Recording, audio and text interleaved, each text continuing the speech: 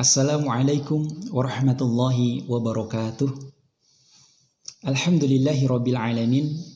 Alhamdulillahilladzi arsala rasulahu bil huda wa dinil haqq liyudhhirahu ala dini kullih wa kafa billahi syahida. Asyhadu an la ilaha illallah wa asyhadu anna Muhammadan abduhu wa rasuluh. Amma ba'du. Saudara-saudara sekalian yang berbahagia, marilah kita bersama-sama memanjatkan rasa syukur kita kepada Allah Subhanahu wa Ta'ala yang senantiasa membimbing dan memberi petunjuk kepada kita sehingga kita senantiasa istiqomah dalam beribadah kepadanya.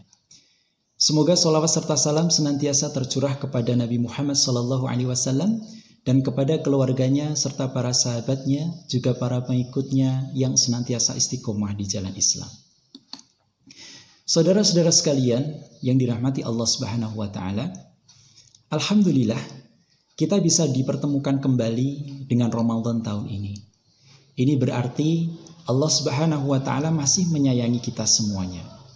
Meskipun dunia ini sedang dilanda sebuah wabah COVID-19, saya yakin kita semuanya tetap bersemangat untuk mengisinya dengan berbagai aktivitas ibadah. Yang dengan ibadah itu Allah Subhanahu wa Ta'ala ridho dan mengampuni dosa-dosa kita semuanya. Amin ya rabbal alamin. Saudara-saudara sekalian yang dimuliakan Allah Subhanahu wa Ta'ala, kenapa sebagian besar kaum muslimin begitu bahagia ketika memasuki bulan Ramadan? Kita bisa membaca berbagai kisah dari zaman Rasulullah SAW dan para sahabat sampai kepada kita semuanya. Pasti akan ada rasa bahagia ketika bulan Ramadan itu hadir. Dan bagi orang-orang yang berpikir, tentunya dia akan mengetahui betapa banyak keutamaan-keutamaan itu yang akan kita dapatkan. Di mana keutamaan-keutamaan itu tidak bisa kita dapatkan di bulan selain bulan Ramadan. Saudara-saudara sekalian yang dimuliakan Allah Subhanahu wa Ta'ala, pada kesempatan kali ini saya ingin menyampaikan 3 keutamaan yang jarang orang-orang mengetahuinya. Yang pertama, Allah Subhanahu wa Ta'ala menjanjikan ampunan yang tiada batas bagi orang-orang yang bermuhasabah dan bertaubat kepada Allah Subhanahu wa Ta'ala dan senantiasa memohon ampunan kepada Allah Subhanahu wa Ta'ala ketika menjalankan ibadah di bulan Ramadan, khususnya shaum dan qiyamul Ramadan. Saudara-saudara sekalian yang dimuliakan Allah Subhanahu wa Ta'ala, yang dimaksud dengan ampunan tiada batas itu merupakan tafsir dari hadis Nabi Muhammad SAW, "Man shoma Ramadhana imanan wa ihtisaban, ghufira lahu ma taqaddama min dambih." Man shoma, barang siapa puasa, artinya seseorang yang berpuasa bukan puasa biasa, tetapi puasa yang imanan, penuh dengan keimanan kepada Allah Subhanahu wa Ta'ala. Wahtisaban, dan bermuhasabah, menyampaikan penyesalan atas dosa-dosa yang kita lakukan dan mengharap kepada Allah Subhanahu wa Ta'ala agar Allah mengampuni dosa-dosa kita serta mengharap pahala yang besar dari Allah Subhanahu wa Ta'ala. Ghufira lahu ma taqaddama min dambih, maka Allah akan mengampuni dosa-dosa kita yang telah lalu. Dosa-dosa kita di awal balik sampai dengan detik ini luar biasa. Gugur dosa-dosa kita. Ada hadis yang hampir sama terkait dengan ibadah Ramadan yang akan menggugurkan dosa-dosa kita. Kalau yang tadi siangnya, sedangkan yang ini untuk malamnya. Yaitu, man qama Ramadhana imanan wa ihtisaban ghufira lahu ma taqaddama min dambih. Man qama, siapa yang menunaikan qiyam. Tarawih kita sebut. Imanan, bukan tarawih biasa. Tarawih dengan penuh keimanan. Wahtisaban, dan di antara rokaat-rokaatnya kita bermuhasabah, mengalir air mata kita karena penyesalan. Ghufira lahu ma taqaddama min dambi, turun ampunan Allah Subhanahu wa Ta'ala. Saudara-saudara sekalian, coba hitung usia yang sudah Allah berikan kepada kita semua. 10, 20 tahun, 30 atau 40 tahun. Di kitab Riyadhus Shalihin ada bab yang menarik, yaitu bab 12. Bab ini perlu kita perhatikan terkait dengan hakikat usia yang diberikan kepada kita. Hadis yang diambil oleh Imam Nawawi ini diambil dari hadis Al-Bukhari yang diriwayatkan oleh Abi Hurairah radhiyallahu anhu terkait dengan bekal menghadap Allah Subhanahu wa taala. Yang pertama, orang yang usianya sudah melewati 40 tahun, belum punya bekal cukup untuk Allah Subhanahu wa taala, maka celaka dia. Yang kedua, di atas 60 tahun, maka a'dzarallahu ila mri'in. Allah tidak akan mendengar alasan apapun. Saat hisab mungkin orang tersebut dicuekin sama Allah Subhanahu wa taala. Bagaimana tidak?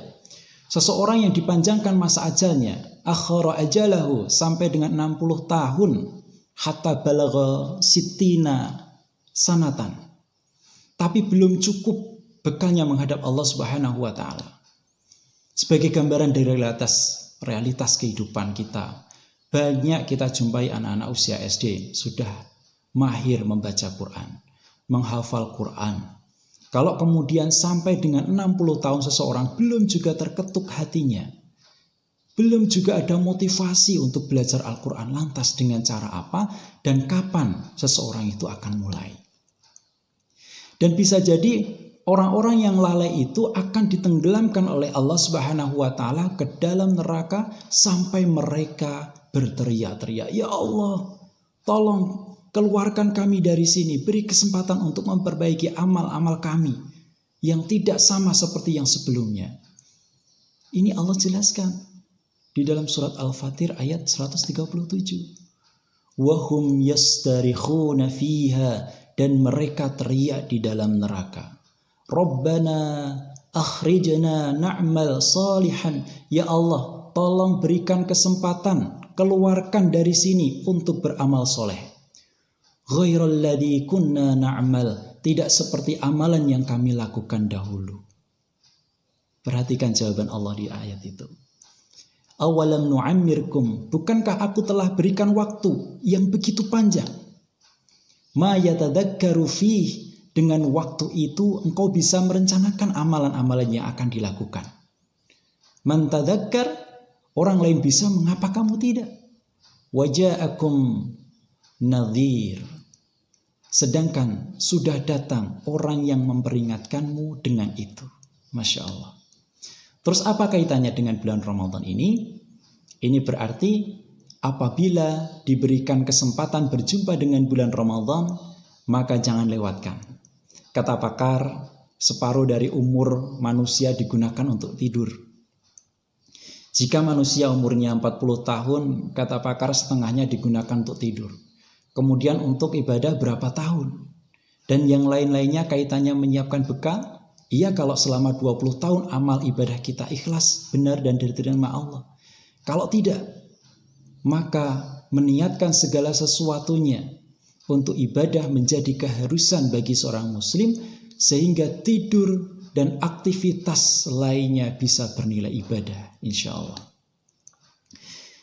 Maka di keistimewaan yang kedua, di bulan Ramadan ini adalah dengan adanya kabar gembira, dengan turunnya Quran surat Al-Qadr. Dalam bulan Ramadan ada juga satu malam yang sangat istimewa, yang sama dengan 1000 bulan. 1000 bulan kira-kira 83 tahun. Tak bisa diungkapkan dengan kata-kata jika betul kita mendapatkan keberkahan malam itu. Seperti seseorang yang selama 83 tahun melaksanakan ibadah kepada Allah, dan Allah ridha dengan amalan mereka. Luar biasa.